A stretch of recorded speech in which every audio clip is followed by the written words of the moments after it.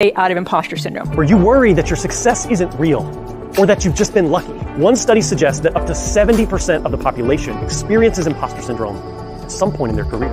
Imposter syndrome is created in childhood when our parents deny our authentic self. They do this by shaming us and shaming that authentic self because they're trying to control us into becoming what they want. When a person is experiencing imposter syndrome, they're having a massive shame attack. We're experiencing what is called carried shame.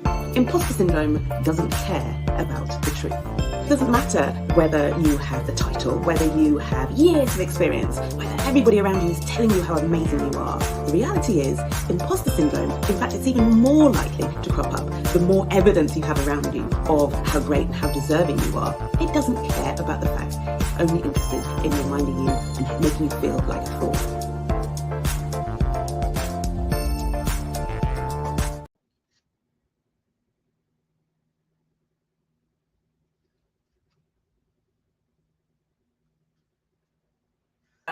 Summit interview for the 14th of June. Today I'm really excited because we have the woman that wrote the book on imposter syndrome. Her name is Dr. Valerie Young, and she is the one I'm going to be introducing shortly. She is widely recognized as the foremost thought leader on imposter syndrome. She is author of the award-winning book, The Secret Thoughts of Successful Women and Men: Why Capable People Suffer from the Imposter Syndrome and How to Thrive in Spite of It. It's now available in 6 languages. Her advice tips have been cited in these and other popular business publications and media outlets around the world. Since 1982, internationally recognized expert on imposter syndrome and co-founder of Impostor Syndrome Institute, her Rethinking Impostor Syndrome program to hundreds of major corporations and universities around the world. So if you want a book, make sure that you get it, and I'm going to be leaving a link at that. Dr. Valerie Young, welcome to today's interview and today's summit. How are you doing? I'm great, Mary. I'm very excited to be here. Great. I'll jump straight into the questions. Tell us your story on your personal experience with imposter syndrome. Oh, yeah, that's easy. I was a probably 22-year-old doctoral student at the University of Massachusetts in Amherst. By the way, at the same university where my mother was working at the time as a second shift custodian. And somebody brought in a paper by Dr. Pauline Clance and Dr. Suzanne Imes, the two psychologists who first coined the term the imposter phenomena. And the students started reading about how all these bright, capable, competent women, at the time they thought it was primarily women, felt like they were in over their heads and they were going to be found out. And Mary, I just sat there nodding my head like a bobblehead doll going, oh my God, that's me. And when I looked around the room, all the other doctoral students were also nodding their head like me.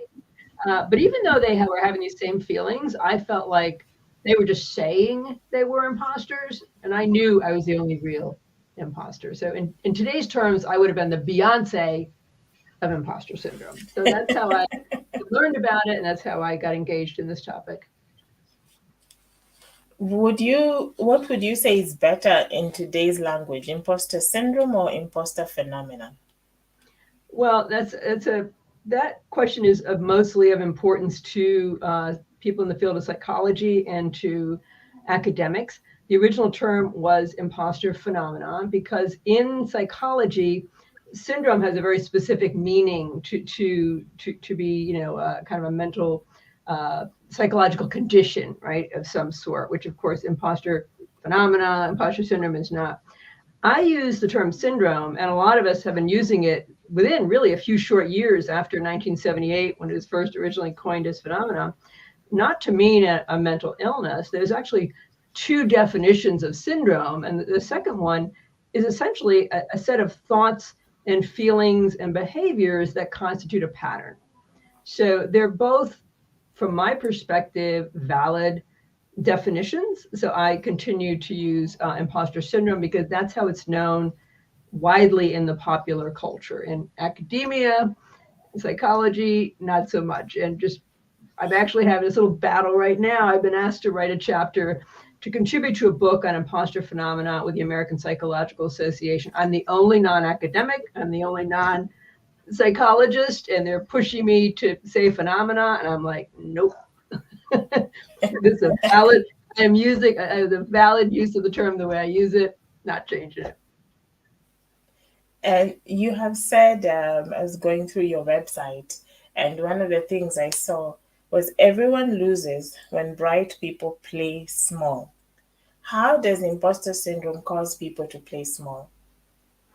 Well, it manifests in different ways. In one way it manifests, I mean, it always is going to show up in the form of behaviors, Mary. It's not just a feeling, right? And that's what makes it problematic.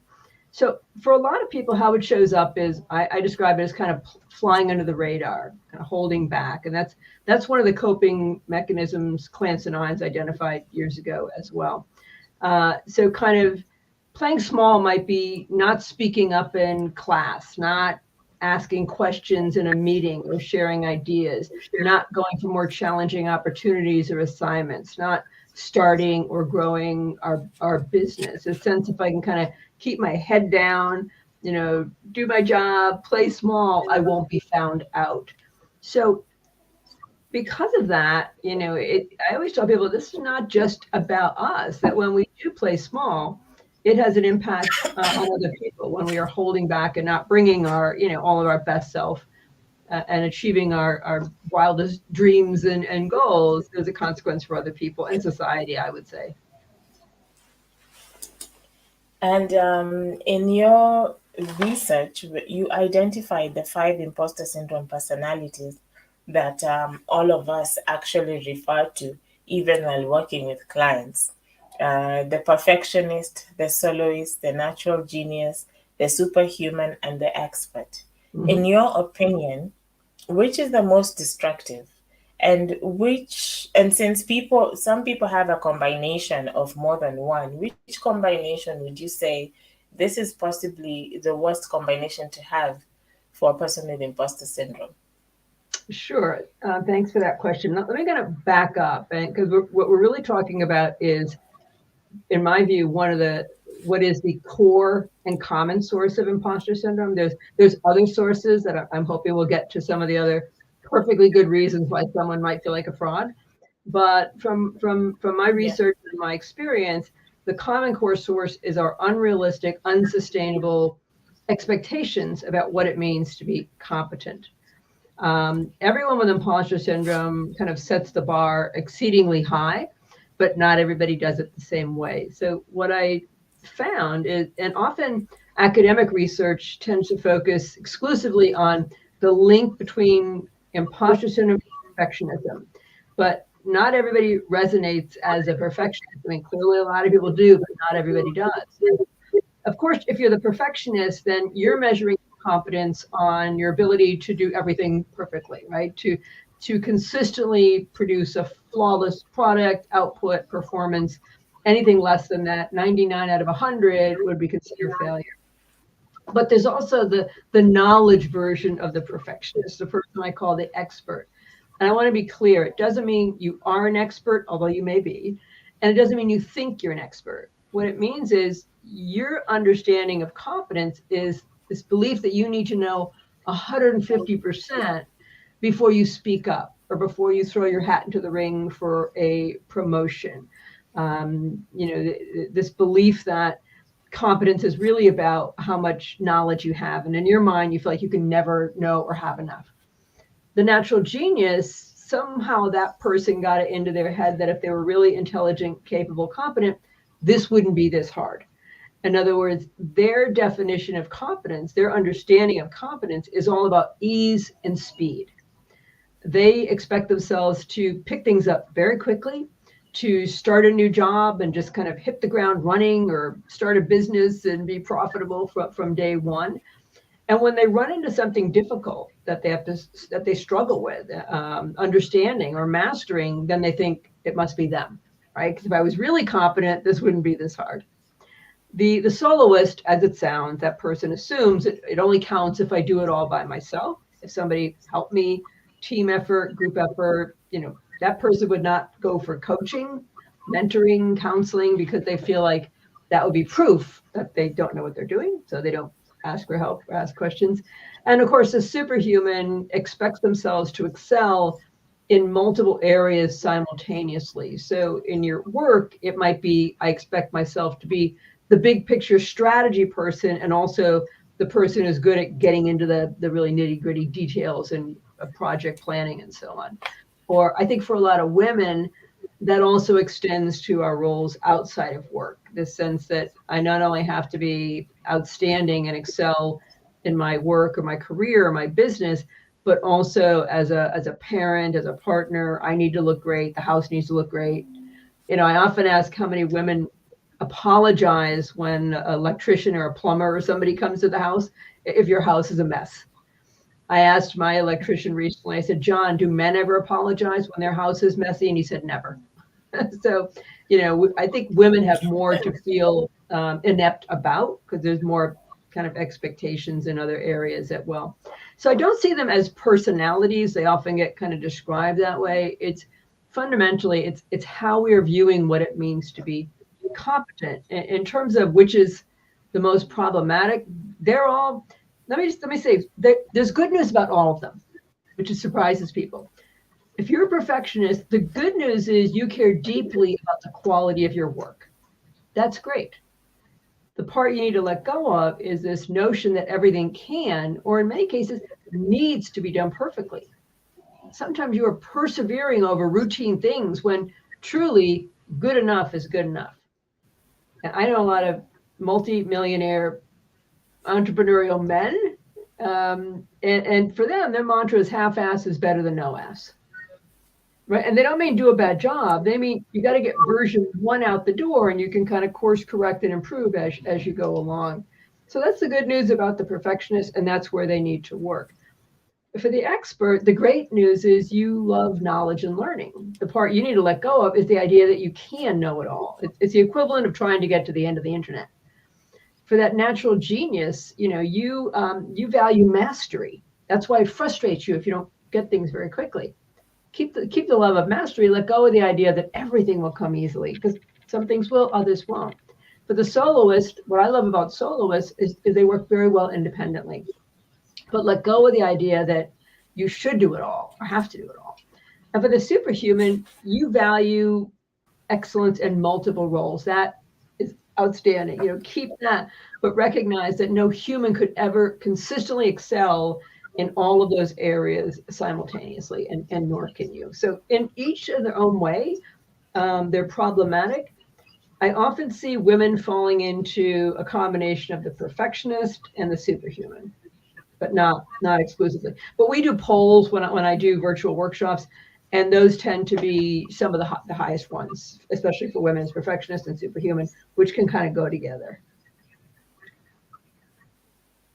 I love how you've clarified that it is what does it mean to a person to be competent, as opposed to this is their personality. I think that has been a bit of a confusion, but it's good you clear that up.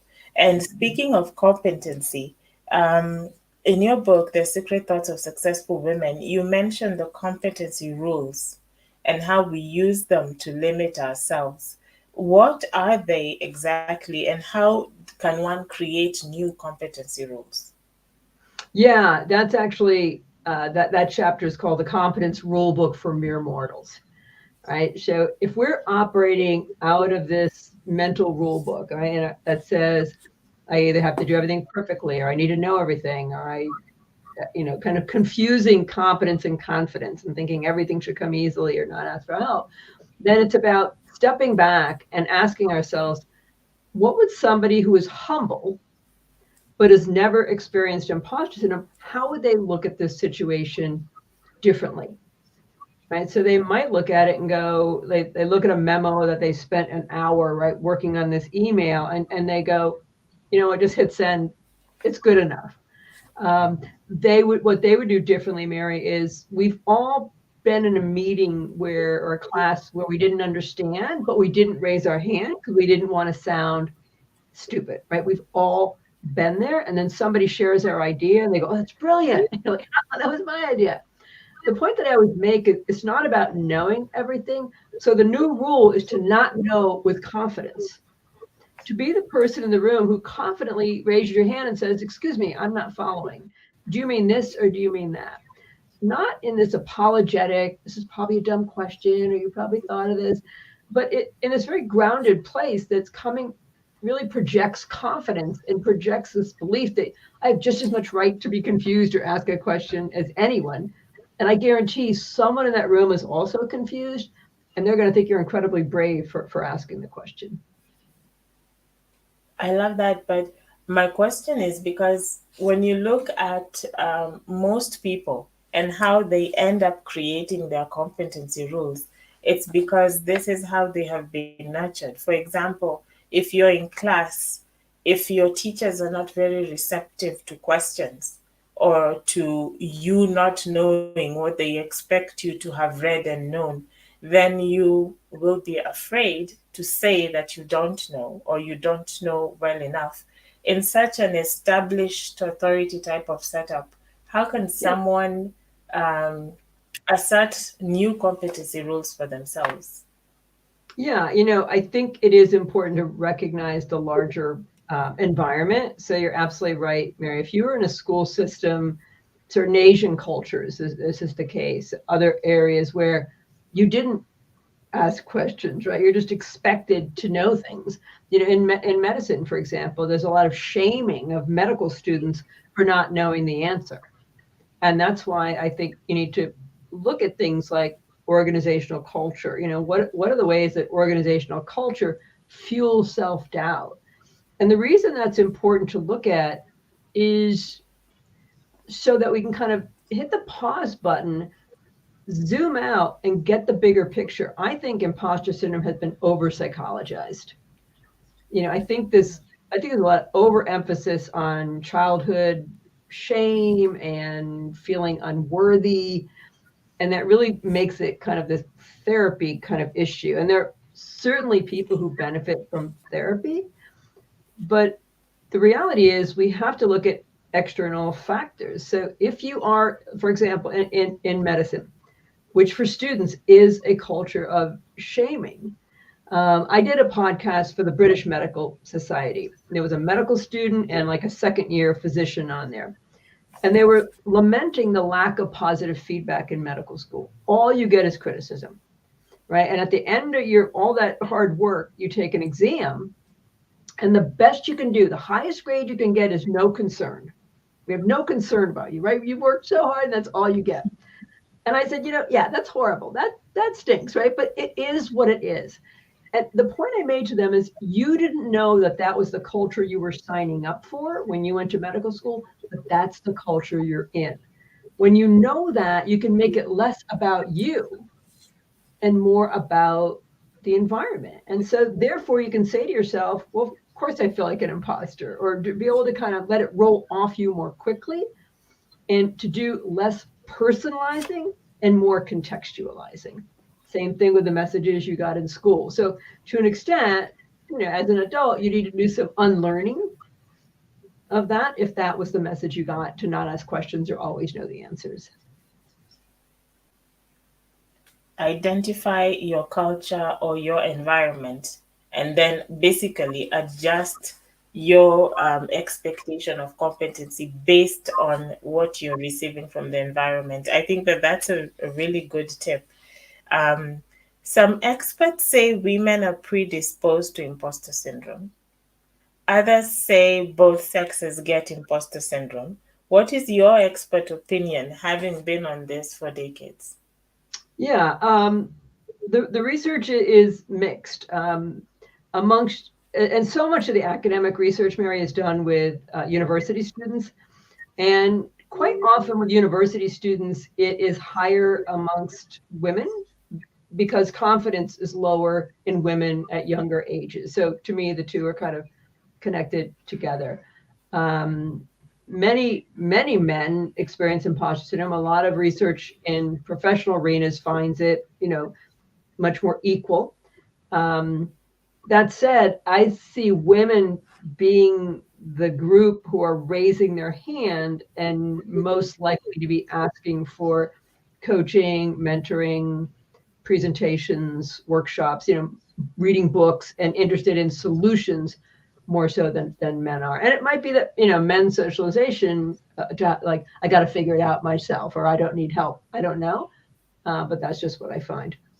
But I don't know that women are more predisposed. I think it's such a large topic, right? I have a whole book that also looks at the external realities. I mean, not just for women, but if you belong to any group on the receiving end of stereotypes about competence or intelligence, you're going to be more susceptible. That could be gender, that could be race, that could be age. I often ask my audiences, how many of you have ever felt underestimated because you were the youngest person in a group? Or how about the oldest? When I ask that question to Facebook employees, the 30-year-olds raise their hand. I've spoken over 100 universities, mostly to graduate students, PhD students, and medical students. The biggest group to always the international students, which to me makes sense. They've got the same pressures everyone else has, but they're doing it in another culture and often in another language. And let's face it, we all feel more smarter in our first language. So I say that because I think stereotypes matter, and I think a sense of belonging matters.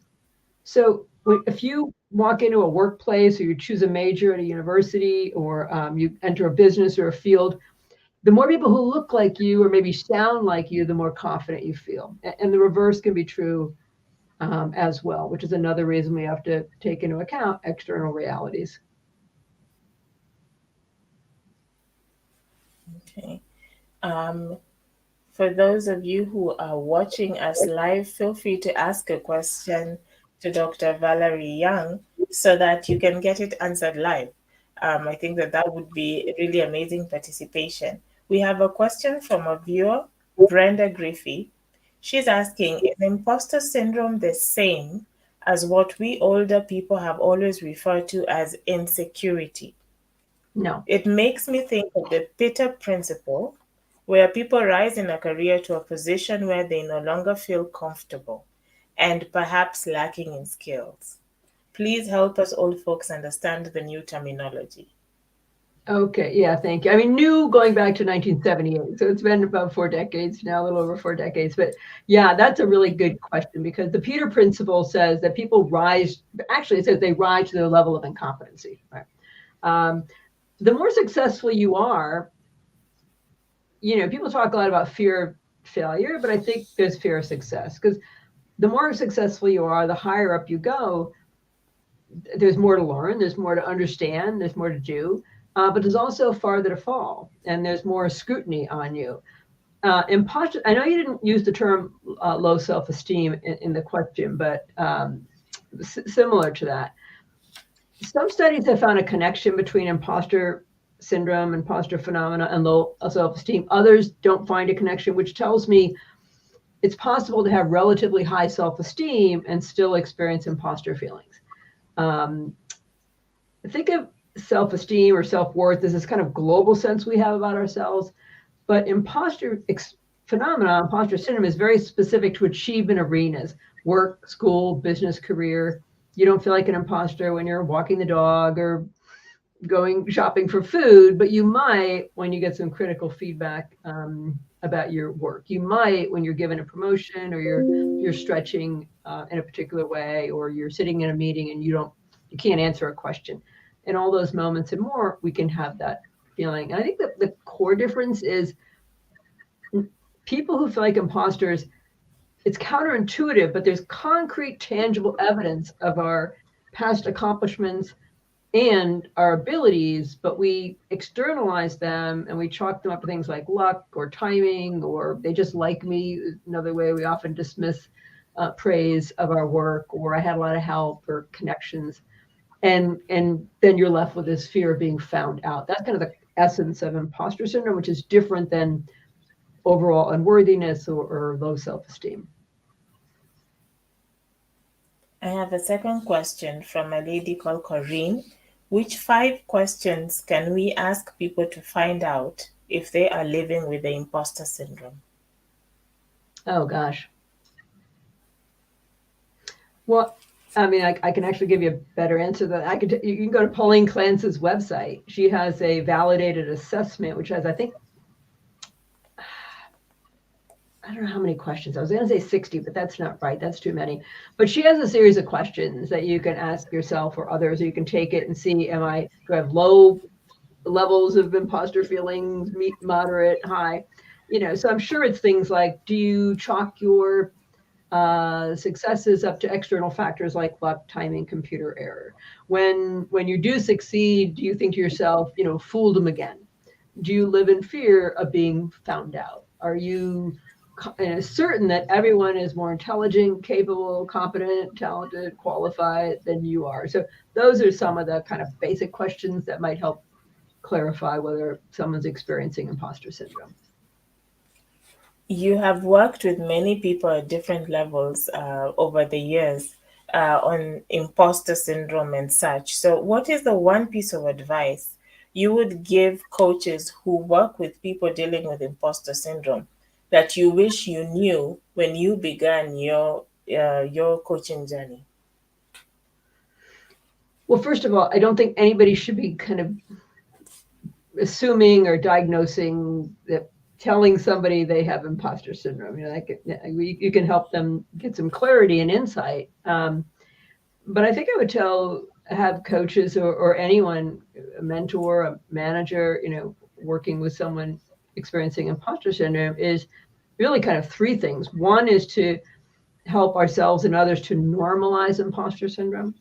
In other words, to understand what I consider the perfectly good reasons why someone might feel like an imposter. Their people in certain occupations are more susceptible. We talked about organizational culture. We talked about societal factors and being on the receiving end of stereotypes about competence or intelligence. People who work alone are more susceptible. Students, right, as a group, are much more likely to feel like imposters because it makes sense. Their knowledge and intellect is literally being tested day in and day out.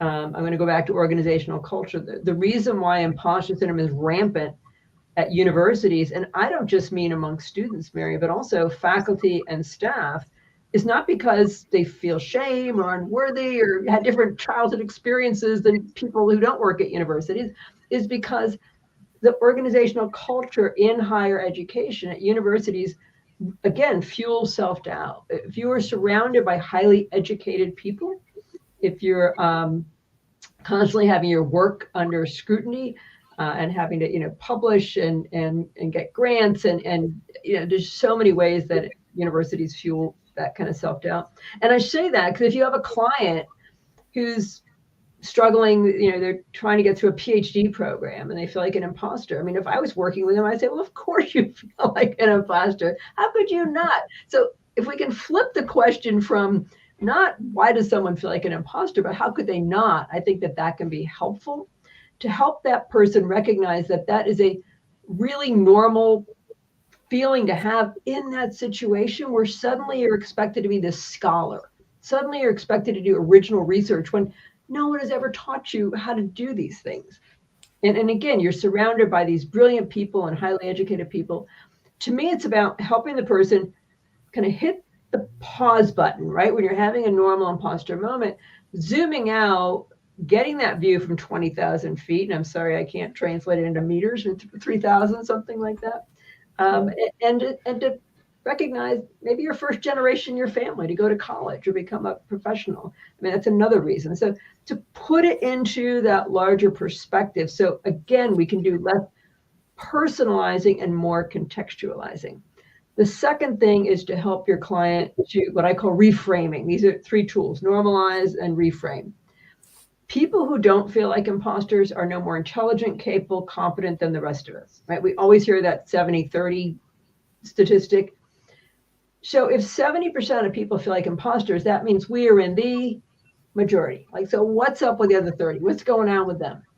Some part of that 30 has a whole different issue going on. Irrational self-confidence syndrome, right? Their belief in their knowledge and skills far exceeds their actual knowledge and skills. We don't want to be that arrogant, narcissistic, kind of proverbial smartest guy in the room. So put them over here. But there's a part of that 30%, Mary, that we do want to be like and help our clients be like? And that 30%, that portion of that 30% are people who are, again, genuinely humble, but have never had imposter feelings. I call them humble realists. And the only difference is that they think differently about competence. They have a realistic understanding of competence. They have a healthy response to failure, mistakes, constructive feedback. And they understand that fear and self-doubt kind of go with the achievement territory. People who feel like imposters conflate competence and confidence. We think if I was really competent, I'd feel confident 24/7. Good luck with that, right? No, you won't. It's unrealistic. We're going to have moments of fear. We're going to have moments of confidence. So that's where I would focus, is on normalizing, reframing, and then help people recognize, don't wait until you feel confident. A lot of people are like, well, just as soon as I don't feel like an imposter, then I'll do this. No, it doesn't work that way. You have to change your thoughts first, start thinking like a humble realist, then act like you believe the new thoughts, even though you may not right now. And over time, the feelings will catch up.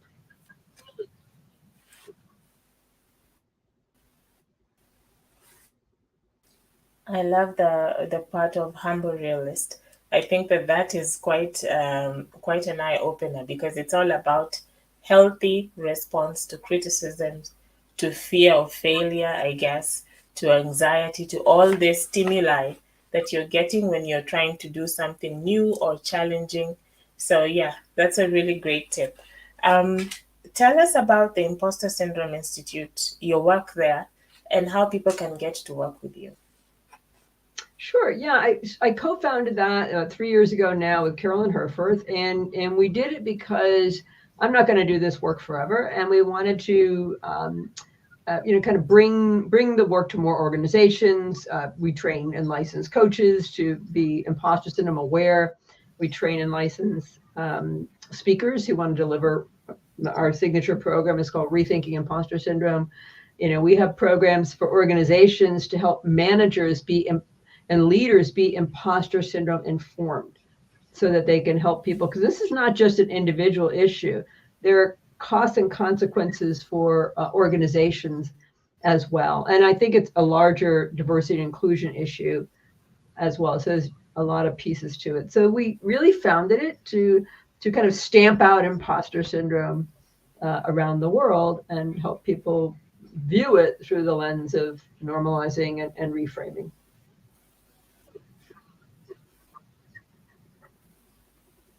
All right, and for those of you who are watching on replay, you can check the description for this video, as well as the first comment that I'm going to pin. You'll be able to get to the website for the Imposter Syndrome Institute, and you can be able to check that out and reach out to them if you want to work with their organization.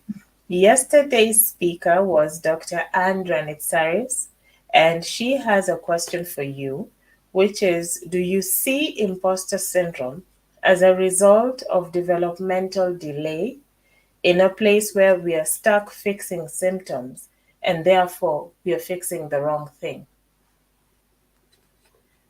Do I see it as a function of developmental delay? Was that the question? Yes. I would say, I think she was meaning in the context of personal development, where you delay in developing yourself, your inner self, whether it's your confidence, like you said, your competency levels, and people are stuck fixing the symptoms of imposter syndrome, and therefore they're fixing the wrong thing. I honestly, I don't know 100% how to answer that question, and I don't mind saying that, right? There might have been a time when I would have said, oh my God, I don't know how to answer that. I think, let me come at it a little bit differently, because I don't know if this is in part what maybe she's getting at, but there's a lot of, maybe people are familiar with the Harvard Business Review article called Stop Telling Women They Have Imposter Syndrome. And it made this strong case, which I agree with part of the premise, which is that we have to focus on the ways that organizations also lead folks to feel less capable and competent than they really are. what was problematic about it from my perspective is it was kind of placing everything on, well, we just have to get rid of racism and sexism and then everything will be okay. I look at it like, on the off chance we don't solve racism, sexism, ageism, ableism, and all the isms tomorrow, we also have to work on ourselves. So to the question, I do think professional development is incredibly important. I think we have to work on parallel paths. We have to address systems. That said, I've been self-employed for 35 years. I don't work in an organization. A lot of artists and creatives don't work in a corporate environment. But I think we have to work on changing organizational culture, different things that can foster self-doubt and imposter feelings. But we also have to address, again, our own understanding of what it means to be competent and developing that healthy response so that when we do fall short, which we're going to, when we do fail, which we're going to, we can have a little bit of a mentality of sport. Think about sports, right? Somebody's going to win and somebody's going to lose. The losing team doesn't hang up their uniform and go home. They go watch the game tape. They figure out where they could improve. They practice and they say, we'll get them next time. So I think we have to operate on both levels. I don't know if I answered the question, but I hope so. No, I believe that you did. And tomorrow's speaker is Chris Kelso, coach and author of the book Overcoming the Imposter, Silence Your Inner Critique and Lead with Confidence. So what question would you like me to ask him? That's tricky because I'm not in the silence your inner critic camp.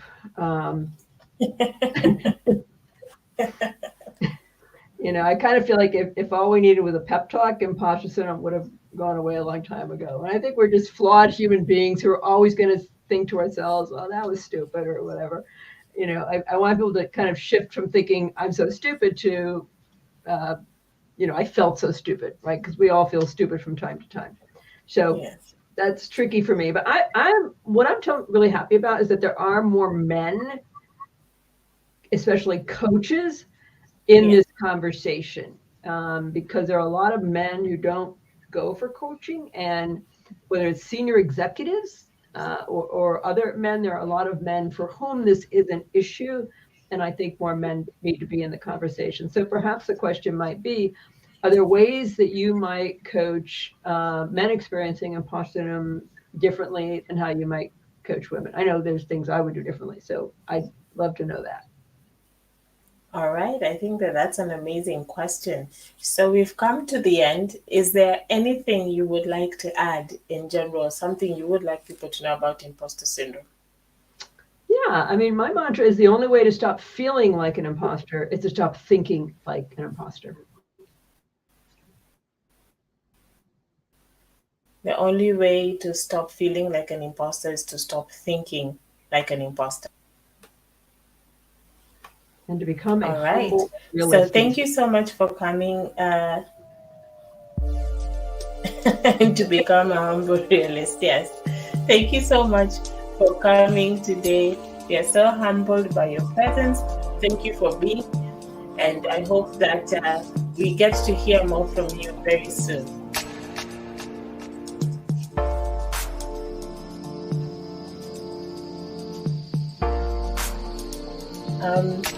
To everybody who is watching, I just want to remind all of you that we continue with a series of interviews until the 18th. So make sure that you set your questions in. We will be answering them live. Tomorrow we have Chris Kelso, so go to chriskelso.com and check him out and see what questions you would like to have. We've also opened the workshop for imposter syndrome. We're calling it the No Imposter Mask Off workshop. So feel free to sign up. Get onto our website, mindsetwithmary.com/No Imposter Workshop. Check that out. See what we have to offer for you. And we'll see you tomorrow with another speaker.